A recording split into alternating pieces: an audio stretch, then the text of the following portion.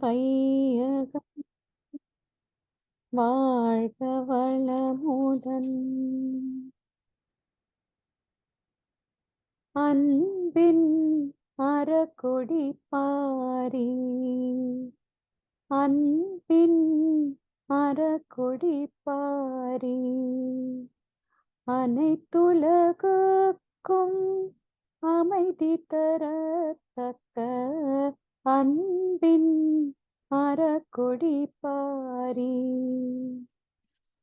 நன்மை பெருகிட நம்மறிவை தூண்டும் ஞான நெறியினை வாழ வழிகாட்டும் நன்மை பெருகிட நம்மறிவை தூண்டும் ஞான நெறியினை வாழ வழிகாட்டும் சாதி மத இன வேதங்கள் கடந்து சண்டையொழித்து சமாதானம் காத்திட நீதியோடு உலக பெருமக்களை நேர்சமநோக்கு நினைவில் வாழச் செய்யும் நீதியோடு உலக பெருமக்களை நேர்சமநோக்கு நினைவில் வாழச் செய்யும் அன்பின் அறக்கொடி பாரி அன்பின் அறக்கொடி பாரி இயற்கை அன்னை நம் எல்லாருக்கும் வேண்டிய எல்லா பொருட்களும் இருப்பு வைத்துள்ளாள் இயற்கை அன்னை நம் எல்லாருக்கும் வேண்டிய எல்லா பொருட்களும் இருப்பு வைத்துள்ளாள் முயற்சியில் விளை முரண் நீக்கி வாழனம் மூல அறிவினை முன் தூண்டும் விளக்கம் முயற்சியில் விளை முரண் நீக்கி வாழனம் மூல அறிவினை முன் தூண்டும் விளக்கம் அன்பின் அறக்கொடி பாரி ஓருலக ஆட்சி உள்ளொளி புணர்த்தவம் ஒருவருக்கொருவர் உதவும் நற்றொண்டு ஓருலகாட்சி உள்ளொளி புணர்த்தவம் ஒருவருக்கொருவர் உதவும் நற்தொண்டு பார் மீது பரப்பி பன்னலம் விளைக்கும் பரிதியென திகழ்பட்டொழினர் கொடி பார் மீது பரப்பி பன்னலம் விளைக்கும் பரிதியென திகழ்பட்டொழினர் கொடி அன்பின் அறக்கொடி பாரி பூவுலகில் எல்லை கோடுகள் ஒழித்து போர்ப்பகை வறுமை போக்கி அன்பின் ஆர்வம் பூவுலகில் எல்லை கோடுகள் ஒழித்து போர்ப்பகை வறுமை போக்கி அன்பின் ஆர்வம் மேவும் உலக சமுதாயம் மேன்மையாய் மிளிர மக்களை மேல் நோக்கி அமைக்கும் மேவும் உலக சமுதாயம் மேன்மையாய் மிளிர மக்களை மேல் நோக்கி அமைக்கும் அன்பின் அறக்கொடி பாரி அன்பின் அறக்கொடி பாரி.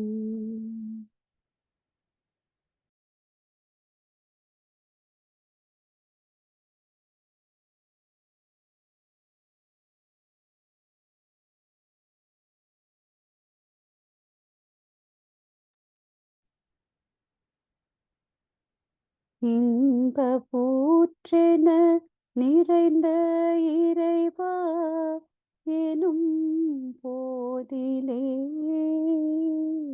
ஏற்படும் ஓர் இன்பமதை எவ்வாறு சொல்வேன்? நன்மை தரும் நவகோள்கள் நட்சத்திர கூட்டம் நானகத்தே காணுகின்றேன் நடனமாடும் காட்சியாய். உன் பெரிய பேரியக்க உவமையற்ற ஆற்றலால் உலகங்கள் அத்தனையும் உருளுதே ஓர் கொத்து போல். உன் பெரிய பேரியக்க உவமையற்ற ஆற்றலால் உலகங்கள் அத்தனையும் உருளுதே ஓர் கொத்து போல். தன்மயமாய் தானதுவாய் தவறிடாதியக்கும் முன் தன்மையினை என்ன என்ன தவமது ஆனந்தமே. தன்மையினை என்ன என்ன தவமது ஆனந்தமே. வாழ்க வையகம் வாழ்க வையகம் வாழ்க வளமுடன். வாழ்க வளமுடன். இறை வணக்கம். அழுத்தமெனும் முந்தாற்றல் ஒன்றை கொண்டே அணுமுதலாய் அண்ட கோடி அனைத்தும் மாக்கி வழுத்தும் ஓர் அறிவு முதல் ஐந்தும் மாறும் வகை வகையாம் உயிரினங்கள் தோற்றுவித்து முழு திறனுடன் காத்து முடிக்கும் மேலாம் முழு முதற் பொருளே நம் அறிவாயாற்றும். பழுத்த நிலை வரும் வரையில் நீ நான் என்போம். பழுத்த நிலை வரும் வரையில் நீ நான் என்போம். பதமடைந்தோம் ஒன்றானோம் பரமானந்தம்.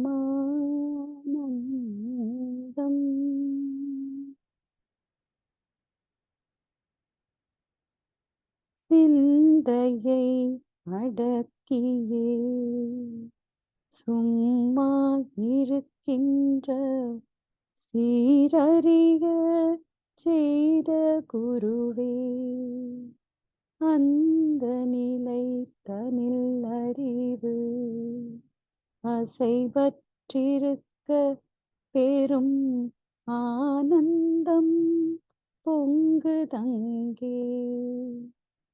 இந்த பெரும் உலகமிசை எடுத்த பல பிறவிகளின் இறுதி பயனாகிய சந்ததமும் ஏனை மறவாத சாந்த வாழ்வழித்தோய் என் சந்தோஷ செய்தி இதுவே குருவே. என் சந்தோஷ செய்தி இதுவே. நன்றி. முந்தன் ஓவிரலால் தொட்டு எந்தன் உயிருணர்த்தி உன் செயல்கள் பதிவழிந்து பூர்வநிலை அறிவறிய துரியம் தந்து கருவறிந்து அகத்தவத்தால் களங்கங்கள் போக பெரும் களத்தமர்த்தி கருத்துடனே திளைவறிந்து 5 புலனையாளும் கலை போதித்து உருவத்தில் உயிரை உயிர்க்குள் உள்ள மெய்ப்பொருளை அறிவாய் காட்டி ஒழுக்கத்தால் உலகினையே நட்பு கொள்ளும் அன்பு நெறி விளங்க வைத்து திருத்தமுடு காயக்கற்பம் சீர்கர்மயோகம் உடற்பயிற்சி தந்து சிந்தனையை உடல் நலத்தை சீரமைத்து உய்வித்த குருவே வாழ்க, குருவே வாழ்க, குருவே வாழ்க. வாழ்க வளமுடன். குரு வாழ், குருவே துணை.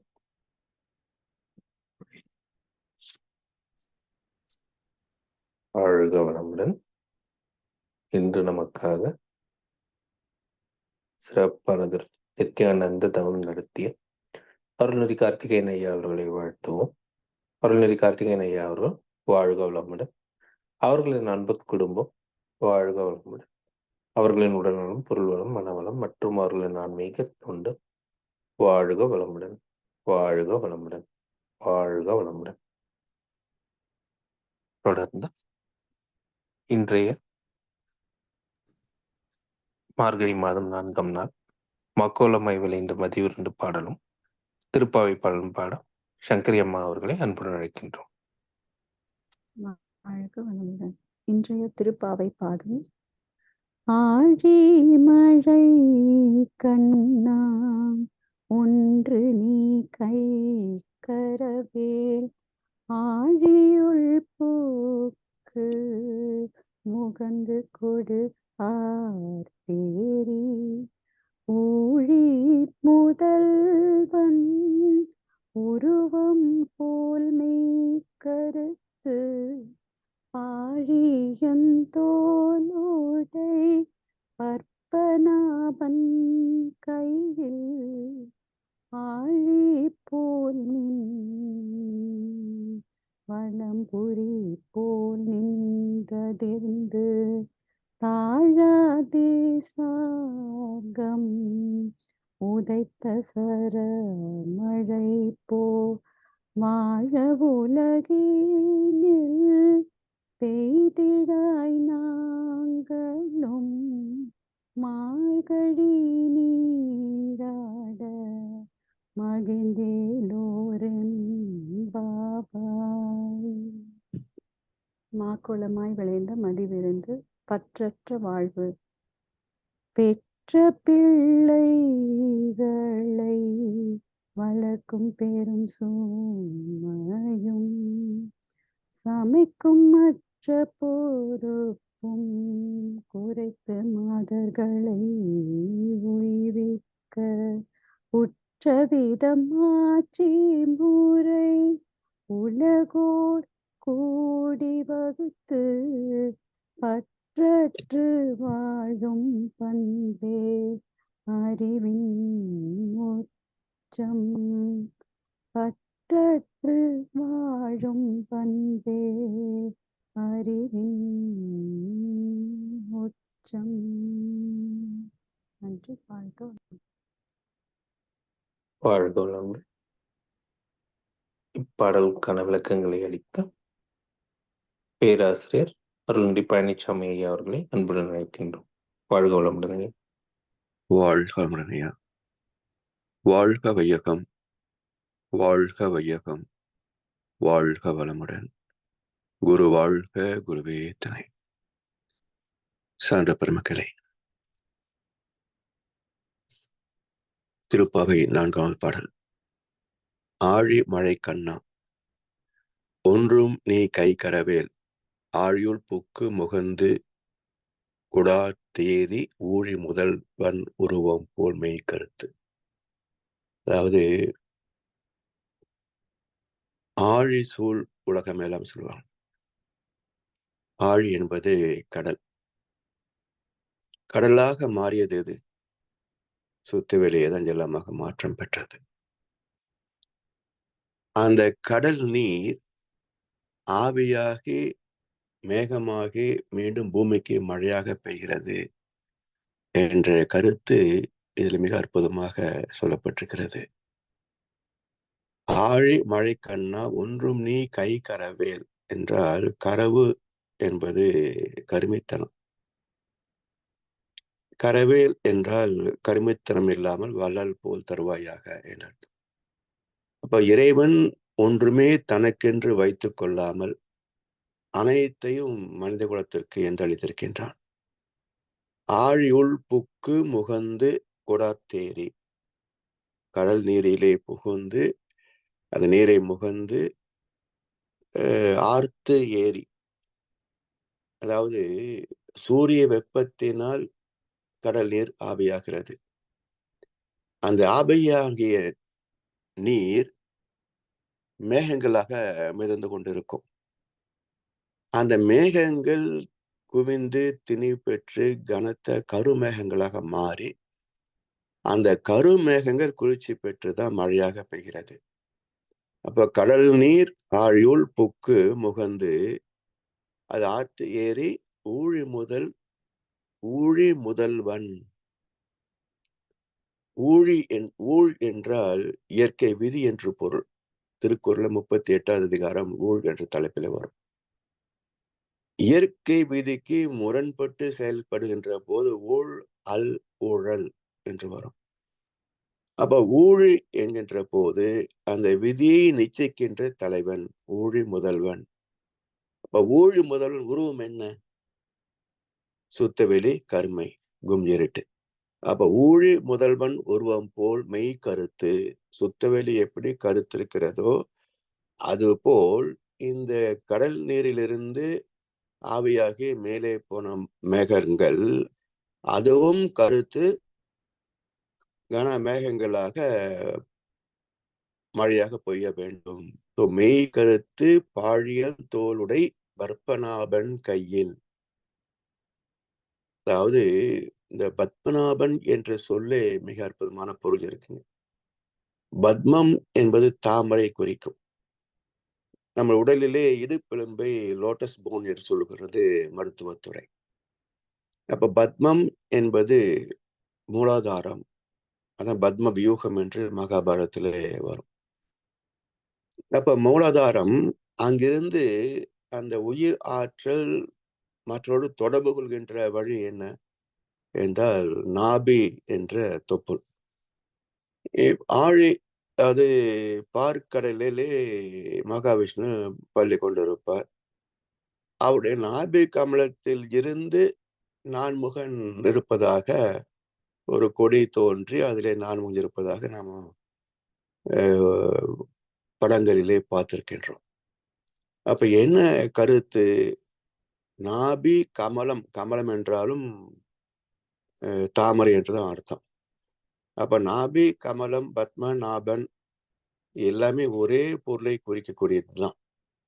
அதாவது மூலாதாரத்தை மையமாக கொண்ட உயிர் மற்றவரோடு தொடர்பு கொள்வது தொப்புள் வழியாக உயிர் தொடர்பு கொள்ளும். அது போல பாழியந்தோளுடை பத்மநாபன் கையில் ஆழி போல் மின்னி. மகாவிஷ்ணு கையில ஒரு கையில் சக்கரம், இன்னொரு கையில சங்கு. சங்கு சக்கரதாரி என்று ஒரு பெயர் உண்டு. இப்போ சுத்தவெளியிலிருந்து இறை துகள் பிறக்கின்ற போது அங்கே சுழற்சியிலே ஓசையும் தோன்றும். இந்த பஞ்சபூத தத்துவத்தை மகர்ஷி அவர்கள் மிக எளிமையாக உள்ளங்கை தத்துவமாக விளக்கியிருக்கார். ஒரு முறை மகர்ஷி இடத்துல எப்படி இந்த பஞ்சபூதங்கள் உருவாகுது என்று பற்றி ஒரு அன்பர் கேட்டார். மகர்ஷி சிரிச்சுக்கிட்டு இடது கையை நீட்டினார். வலது கை ஆள்காட்டி விரலை கொண்டு உள்ளங்கையில் அழுத்தினார். இப்ப இதுக்கு என்ன பேருனார்? அழுத்தம் அப்படின்னு. அழுத்திட்டீங்களா? இப்ப அப்படியே லேசா அசைங்க. இயக்கம். அழுத்தத்திலிருந்து இயக்கம். இப்போ அது தேய்க்கிற போது காது வச்சு பாருங்க, சத்தம் வருதான்னாரு. வச்சு பார்த்தோம், சத்தம் வருது. அப்படியே தேய்ச்சிட்டே இருங்க அப்படின்னாரு. சூடு தெரியுதான்னாரு. தேய்க்க சூடு வரும் இல்லையா? வந்தது. அப்படியே தேய்ங்கன்னாரு. கொஞ்ச நேரத்துல வியர்வை வெளிப்பட்டது. இப்ப தண்ணி வந்துச்சா? சரி, இன்னும் கொஞ்சம் தேய்ங்கன்னாரு. அப்படியே கையில இருந்த அழுக்கு ஒரு நூல் போல திரண்டு பெற்றது. இப்ப அழுக்கு வந்துதான்னாரு. இவ்வளவுதான் பஞ்சபூத தத்துவம்னார். உள்ளங்கைக்குள் ஒரு அற்புதமான தத்துவத்தை காட்டிவிட்டார். அழுத்தம், ஒளி, வெப்பம், நீர், கெட்டிப்பொருள். அது போல இந்த சுழற்சி, அது நம் மழை பெய்யும் போது இடியும் மின்னலாக வரும். அப்ப சுழற்சி மின்னுகிறது, சங்கு அதிலிருந்து ஒளியாகிறது. அப்போ கடலிலிருந்து ஆவியாகி மேகங்களாகி பூமியில மிதந்து ஒரு நாள் அது கனத்த கருமேகங்களாகி மீண்டும் பூமிக்கு மழையாக வருகின்ற போது இடி மின்னலோடு மழை பெய்கிறது. அப்போ கனத்த மழை என்பது எது சொல்லுவோம்? இடி மின்னலோடு வந்த நல்ல மழை. இடியும் மின்னலுமா என்ன மழை தெரியுங்களா? சொல்றோம் இல்லையா?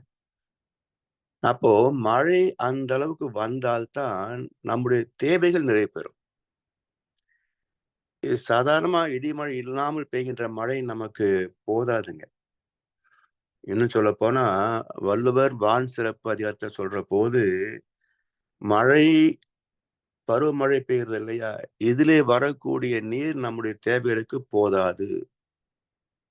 புயல் வந்தால்தான் நமக்கு போதுமான மழை கிடைக்கும், விவசாயம் செழிக்கும் என்றாரு வள்ளுவ பெருந்தகை. ஆனா நமக்கு இந்த ஊடகங்களும் அரசியல்வாதிகளும் ஏதோ புயல் வெள்ளம் வந்து விட்டால் நமக்கு பாதிப்புன்னு சொல்லி அதன் மீது ஒரு வெறுப்பை உண்டாக்கி விட்டார்கள். எப்போ பாதிக்குது நமக்கு? ஏரி உள்ள இடங்களை எல்லாம் ஏரியாவாக்கி குடியிருப்பு பகுதிகளும் கல்லூரியும் மருத்துவமனை கட்டிக்கிட்டா அப்ப தண்ணி உள்ள வராமையா இருக்கும். அதே போல புறம்போக்குன்னு சொல்லி கடலுக்கு ஒட்டி கடற்கரை வரைக்குமே போயிடுறோம். அப்ப கடலும் கடற்கரையும் அது மட்டும் அல்லாது புயல் வருகின்ற போது எவ்வளவு கிலோமீட்டர் உள்நோக்கி வருமோ அது வரைக்கும் அது கடலுக்கு உரிமையுள்ள பகுதி. அங்க மக்கள் போகக்கூடாது என்பதுதான் இயற்கை விதி. எல்லாத்தையும் மீதுதான் நம்முடைய அறிவு, பகுத்தறிவு சொல்லிட்டு இயற்கை எதிர்த்து வாழ்வதுதானே வாழ்க்கைன்னு வாழ்ந்துட்டு இருக்கிறோம். அதனால் வரக்கூடிய சிக்கல் தான் அதெல்லாமே. எனவே ஆர்த்து எழுந்து இடியும்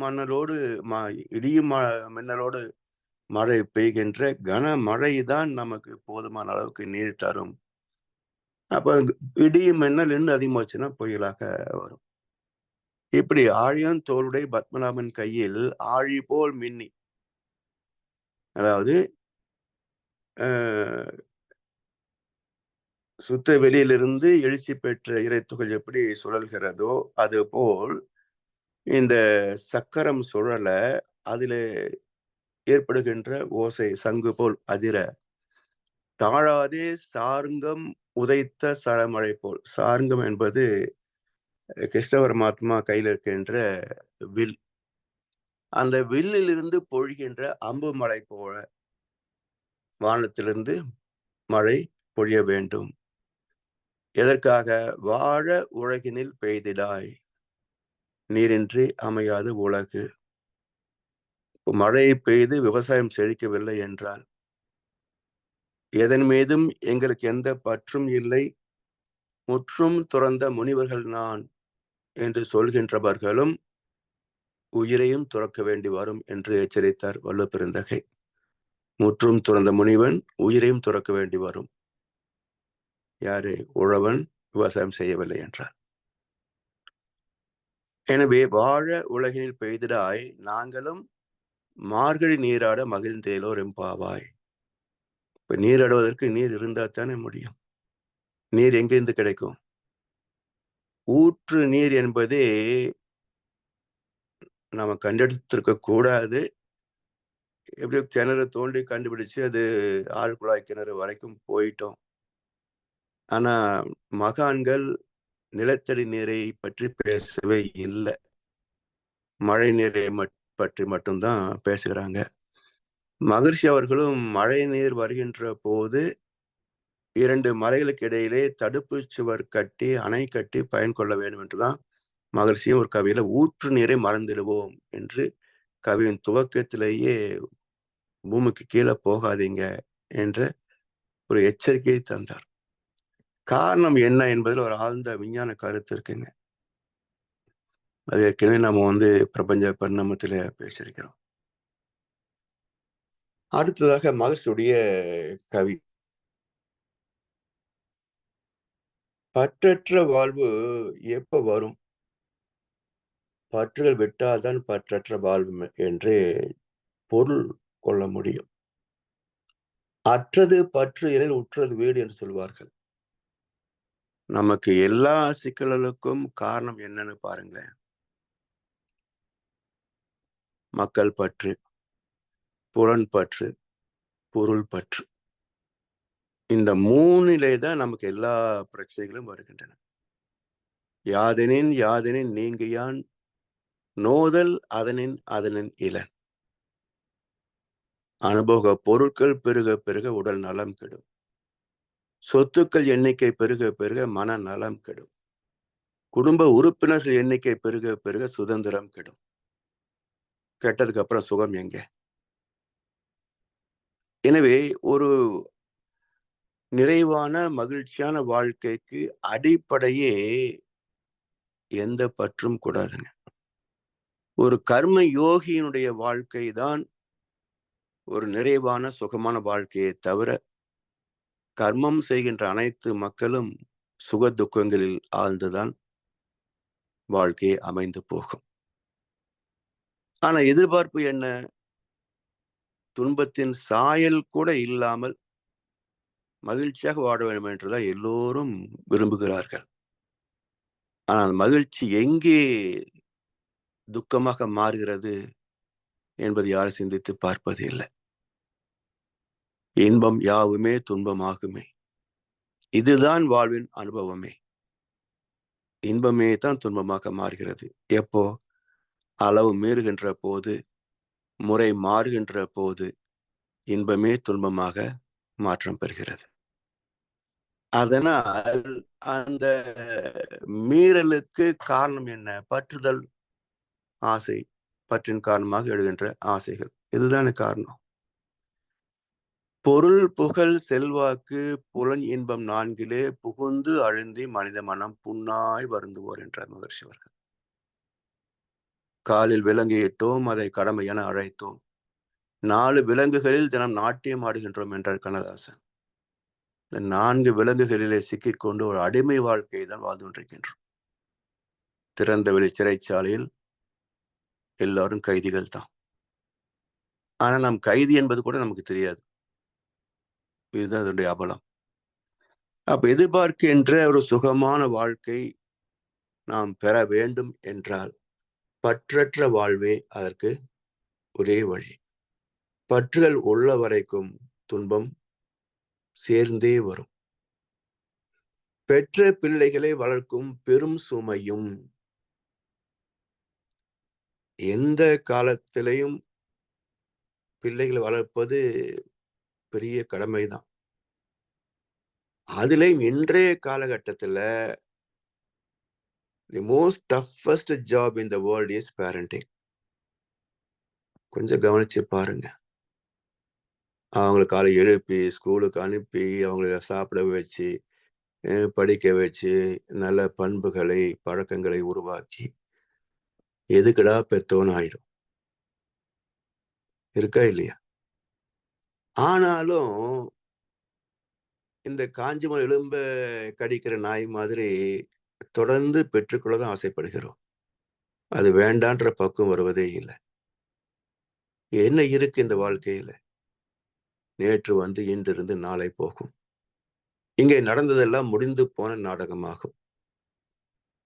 இப்ப நாம் என்னத்தை சாதிச்சிட்டோம்? Life is nothing and meaningless. ஏதோ பிறந்தோம், அனுபவிச்சுட்டு இருக்கிறோம், அவ்வளவுதானே தவிர நெட் ரிசல்ட் என்னன்னு பாருங்க. என்ன இருக்கு? ஒன்றும் இல்லை. இந்த ஒன்றும் இல்லாத வெற்று வாழ்க்கையை தான் பெரிய சாதனையாக சரித்திரமாக நினைக்கிறோம். ஒன்றும் இல்லை. எவ்வளவு பெரிய செல்வந்தராக இருந்தாலும், உயர்ந்த பதவி வகித்தாலும் ஒரு 50 ஆண்டுகளுக்கு மறந்துடுவாங்க எல்லாரும். யாருக்கும் நினைவு இருக்காது. அதனால அந்த வாழ்க்கையை நாம் மிக உயர்ந்ததாக சாதனை நினைப்பதனால் தான் பற்றில் வருகின்றன தவிர இல்ல ஒண்ணும் இல்லை. ஏதோ பிறந்தோம், வாழ்ந்தோம், நாளைக்கு போக போறோம், அவ்வளவுதான். இதுல 4 குழந்தை பெற்றுக்கிட்டு அவங்களையும் அவஸ்தைப்பட வச்சுக்கிட்டு உண்மையிலேயே இந்த மனித வாழ்க்கை என்ற இந்த சிறைச்சாலையில் ஒரு குழந்தையை பெறுவது அந்த குழந்தைக்கு தாய் தந்தை விதிக்கின்ற ஆயுள் தண்டனை. இது கடுமையாத்தான் இருக்கும். யோசிச்சு பாருங்க வாழ்க்கைய. நம்ம அம்மா அப்பா நம்மளை பெற்றுக்காம இருந்திருந்தா நமக்கு இந்த அவஸ்தை இருக்குமா? அப்ப இதே அவஸ்தை இன்னொரு ஜீவன் கொடுக்கணும் ஏன் ஆசைப்படுறோம்? விலங்குகள் போல் மகிழ்ச்சியா இருக்க முடியுதா? மனம் தனிலே தெரியும் பறவை மிருகம் எல்லாம். வயிற்று பசியாலே வாடி மடிவதில்லை. மண்ணிலே உயர்ந்தவனாம், மனதிலே சிறந்தவனாம். மனிதனை நினைத்தாலே மாபெரும் வெட்கமடா. சிந்தித்தால் சிரிப்பு வரும், மனம் நொந்தால் அழுகை வரும். இதுதான் வாழ்க்கை. எனவே இதெல்லாம் ஏன் மகான்கள் நமக்கு பற்றற்ற வாழ்க்கையை பேசுறாங்கன்னு சொன்னா, இதுதான் சுகமான வாழ்க்கைக்கு அடிப்படை. பற்று உள்ள வரைக்கும் துக்கத்தை தவிர்க்கவே முடியாது.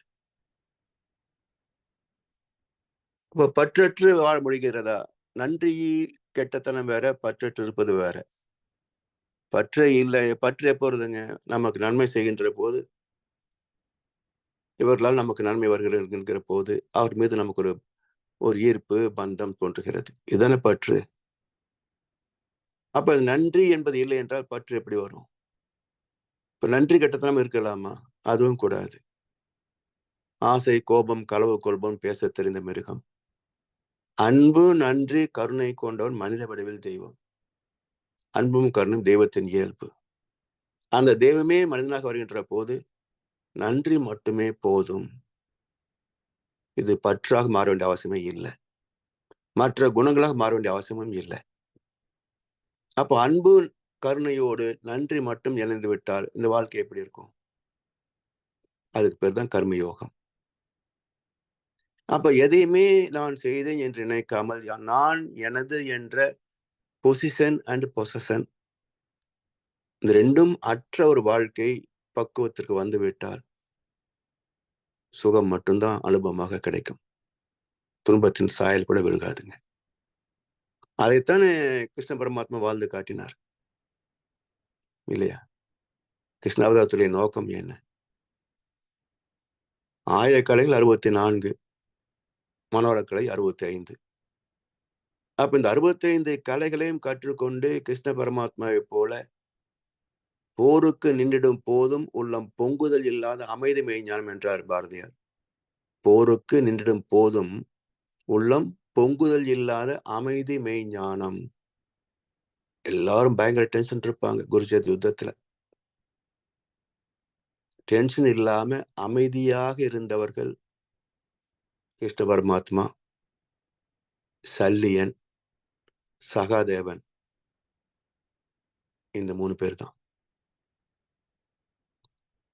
ஏன்னா இந்த 3 பேர் தான் பக்குவமானவர்கள். அதனால் யுத்த களத்திலே சிரிச்சுக்கிட்டே ஹாப்பியா யுத்தம் பண்ணினாங்க. கொள்கிறோம் என்ற வருத்தமும் இல்லை, வெற்றி பெற வேண்டும் என்ற ஆசையும் இல்லை, கடமையை செய்கிறோம் என்று இந்த 3 பேர் தான் 3 பேர் ஞானிகள். அதனால் தெளிவாக யுத்தம் செய்தார்கள். அதான் பாரதியார் சொல்றார், போருக்கு நின்றிடும் போதும் உள்ளம் பொங்குதல் இல்லாத அமைதி மெய்ஞானம். இப்ப இன்பத்திலும் துன்பத்திலும் ஆட்படாத மனமே ஞானத்தின் வெளிப்பாடு. அதற்கு இந்த பற்றற்ற வாழ்க்கையே அடிப்படை. இதுல எங்கே முதல் பற்று தோன்றுகிறது என்றால், ஒரு குழந்தை பிரசவமாகின்ற போது பற்றும் தோன்றுகிறது. இதை இன்னும் கொஞ்சம் வெறுப்பான ஒரு கருத்தை மகிழ்ச்சி சொல்றாருங்க. இந்த பிள்ளை பாசம், தாய் பாசம் இதெல்லாம் பொய் என்கிறார். எப்படி? பாசம் என்பதே பழக்கத்தில் தோன்றுவது என்றார்.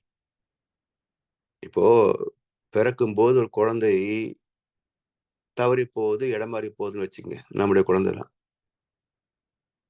இப்போ தாய் பாசம் சொன்னா, மகாபாரதத்துல கர்ணனை சந்திக்கிற போது குந்திக்கு தாய் பால் சுரந்தது அப்படிம்பாரு வெள்ளி புத்தூர் ஆழ்வார்.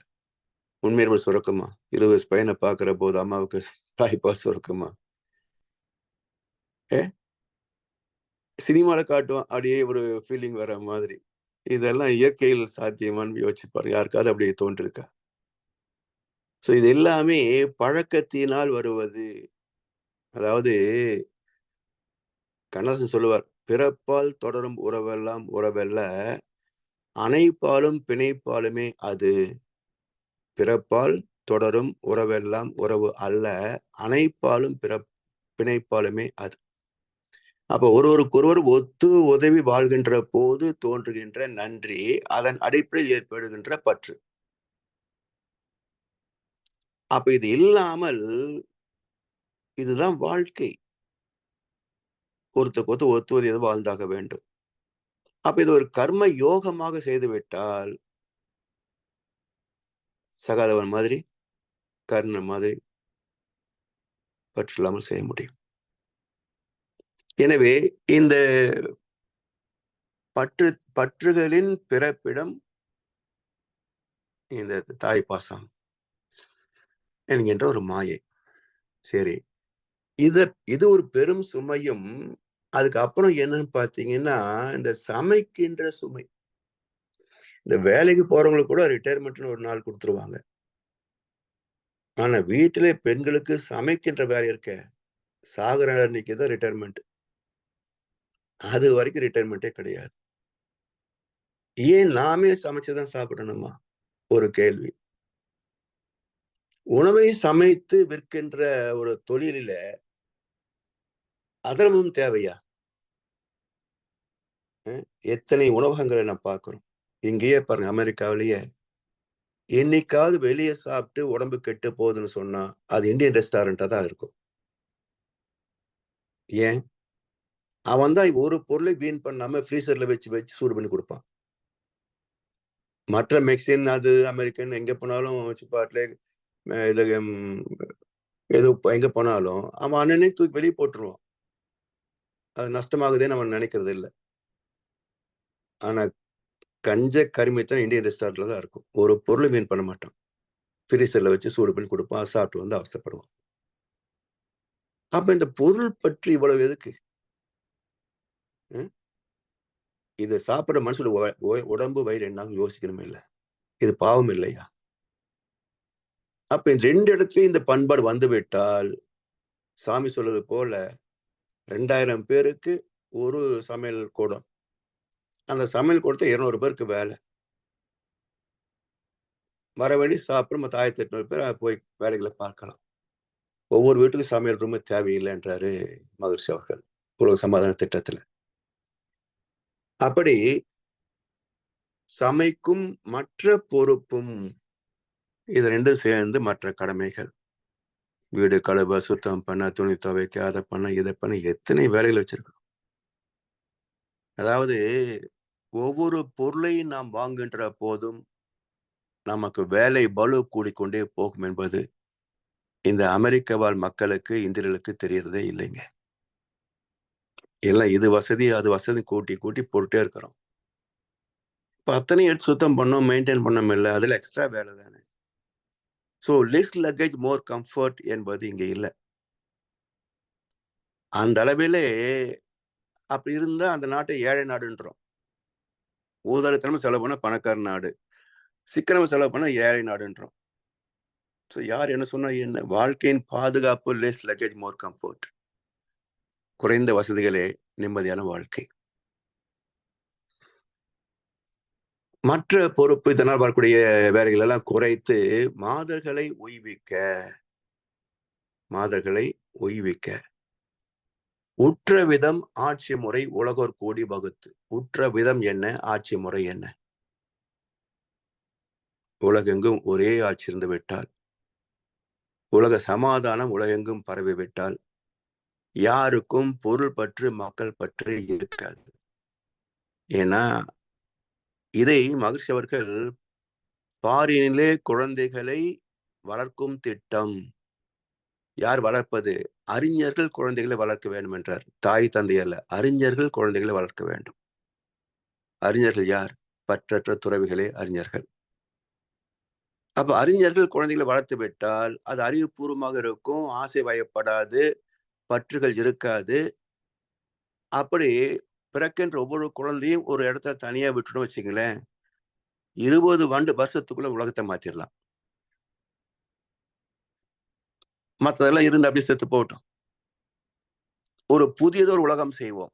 ஒரு தனி இடத்துல எப்படி நித்யானந்த போய் கைலாசம் ஒரு நாட்டை உருவாக்கிட்டாரோ, அதுபோல் பெற்ற குழந்தைகள் எல்லாம் கொண்டு போய் விடுவதற்கென்று ஒரு இடத்தை உருவாக்கி, அறிஞர்களை அங்கே நியமித்து அவர்கள் குழந்தைகள் வளர்க்க வேண்டும் என்ற முறை வகுத்து விட்டால் 20 வருஷத்துக்குள்ள ஒரு புதிய உலகம் தோன்றிவிடும். இருக்கிற முதுசு எல்லாம் இதெல்லாம் மெதுவா சேர்த்து தொலைகிட்டோம், அவ்வளவுதான். பிறகு அவங்க பரவிட்டே வந்துடலாம். அப்ப உலகத்துல எந்த பற்றும் இருக்காது. இது ஒரு சொர்க்கலோகமாக இருக்கும். அதுக்கு ஏற்ற ஆட்சி முறைதான் ஓருலக கூட்டாட்சி. அதை யார் செய்ய முடியும்? உலகோர் கூடி வகுத்து. உலகில் உள்ள பொறுப்புடைய தலைவர்கள் எல்லாம் கூடி ஆராய்ந்து துன்பம் இல்லாத ஒரு வாழ்க்கை முறையை வகுக்க வேண்டிய கடமை தலைவர்களுக்கு உண்டு. பற்றற்று வாழும் பண்பே அறிவின் உச்சம். இதுதான் இறைவனுடைய தன்மை. அப்ப இறைவனுக்கே இல்லாத பந்தம், பற்று, பாசம் நமக்கு எதுக்கு? இல்லையா? அனைத்தையும் காக்கின்ற இறைவன். ஆனா எதன் மீதாவது பற்று வைத்திருக்கிறானா? இல்ல. அதுபோல் நாமும் வாழ வேண்டும் என்பதுதான் தன்னை போல சாயல் ஒன்றை படைத்து அவனுக்கு ஆதாம் என்று பெயரிட்டு அழைத்தார் தேவன். இப்படி நல்ல சிந்தனைகளை, நல்ல கருத்துக்களை கேட்டு தெளிவு பெற்று நம்முடைய வாழ்க்கையிலையும் ஓரளவுக்காவது மனப்பக்குவமாக்கி பற்றற்ற நிலைக்கு வந்தால்தான் மற்றவனுடைய பிரச்சனை தலையிடாமல், தேவையற்ற பொருட்கள் மீது ஆசை வைக்காமல், அளவுக்கு அதிகமாக பிள்ளை பாசம், பேர குழந்தை என்று பற்று வைத்துக் கொள்ளாமல் ஒரு நிறைவாக வாழ்ந்து போக முடியுமே தவிர வேறு வழி இல்லை என்ற இயற்கை நீதியை நினைவு கூறுவதற்கு வாய்ப்பளித்தவர்களுக்கு நன்றி பாராட்டி இந்த உரையை நிறைவு செய்கின்றோம். வாழ்க வையகம், வாழ்க வளமுடன்.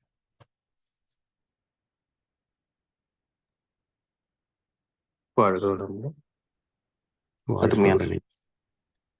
நன்றிகள் ஐயா. ஆங்கிலத்தில் அந்த பற்றற்ற வாழ்க்கைக்கு வந்து டிட்டாச்ட் அட்டாச்மெண்ட்னு ஒரு வார்த்தை சொல்லுவாங்க. பகிர்ந்து அந்த எல்லாத்துலையும் சொல்லுவாங்க. நம்ம பண்ணும் வேலை, ஃபேமிலி எல்லாத்துக்குமே நம்மளுடைய கடமையை செய்யணும், பலனை எதிர்பார்க்க வேணும், அது தானாகவே வேணும். அருமையான கருத்துக்கள் ஐயா. எல்லோரும் ஐயா கூறிய கருத்துக்களை உணர்ந்து நம் வாழ்வில் செயல்படுத்த முயல்வோம். இன்று திருப்பாவை பாடலுக்கும் மாக்கோலமாய் விளைந்த மதிவிருண்டு பாடலுக்கும் விளக்கம் அளித்த அருள்நெறி பழனிசாமி ஐயா அவர்களை வாழ்த்துவோம். அருள்நெறி பழனிசாமி ஐயா அவர்கள் வாழ்க வளமுடன். அவர்களின் அன்பு குடும்பம் வாழ்க வளமுடன். அவர்களின் உடல்நலம், பொருள்வளம், மனவளம் மற்றும் அவர்களின் ஆன்மீக தொண்டு வாழ்க வளமுடன், வாழ்க வளமுடன், வாழ்க வளமுடன். பாடல்கள் பாடி நிறைவு செய்யும் தருணம் வேதாத்திரிய பாடல் பாட சிவசங்கரி அம்மா அவர்களையும், பிரம்மஞானி கவி பாட சங்கரி அம்மா அவர்களையும் அன்புடன் அழைக்கின்றோம். வாழ்க வளமுடன். வேதாத்திரிய பாடல். போரில்லா நல்லுலகம், பொருள் துறையில் சமநீதி, நேர்மையான நீதிமுறை, நில உலகு கோராட்சி, சீர் செய்த பண்பாடு, சிந்தனையோர் வழிவாழ்வு, சிறப்புணர்ந்த பெண்மதிப்பு, தெய்வ நீதி வழிவாழ்தல், தேர் திருவிழா தவிர்த்தல், சிறுவர்க்கே விளையாட்டு, செயல் விளைவு உணர்கல்வி, சீர்காந்த நிலை விளக்கம், பார் முழுவதும் உணவு நீர் பொதுவாக்கல், பல மதங்கள் பல கடவுள், வழக்கமொழித்து உண்மை ஒன்றை தேர்ந்தெடுதல். வாழ்க வளமுடன். பிரம்மஞான கவி. இறைவெளியே தன்னிருக்க சூழ்ந்தழுத்தும் மாற்றல் இதன் திணிவு மடிப்பு விழ சுழலும் நுண்விண்ணாம் நிறைவெளியில் விண் சுழல நெருக்குகின்ற உரசல் நிலைவெளியில் எழுப்புகின்ற நீரலைகள் காந்தமாம் மறைப்பொருளாம் காந்தம் தன் மாத்திரைகள்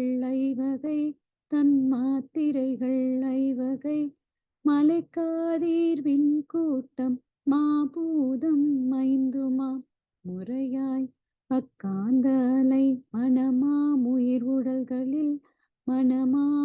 உடல்களில் மதிவுயர்ந்தி உண்மை பெற மா பிரம்ம ஞானமாம் மதிவுயர்ந்தி உண்மை பெற மா பிரம்ம ஞானமாம்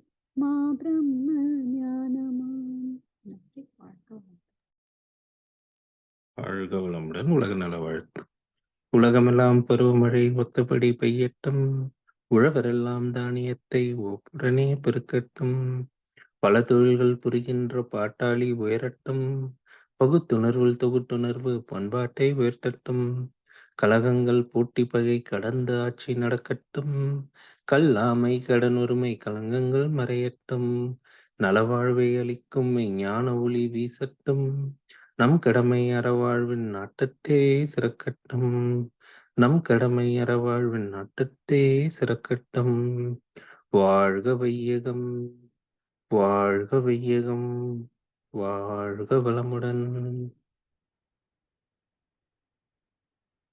வாழ்க வளமுடன். இன்றைய தவத்தில் கலந்து கொண்ட அன்பர்கள், தவத்தை வழிநடத்தி நற்சிந்தனை வழங்கி பாடல்கள் பாடியோர் அனைவரும் வாழ்க வளமுடன். அவர்களின் அன்பு குடும்பம், அவர்களின் உடல் நலம், மனவளம், பொருள் வளம், நிதித் தொண்டு, ஆன்மீக தொண்டு, வாழ்க வளமுடன், வாழ்க வளமுடன், வாழ்க வளமுடன்.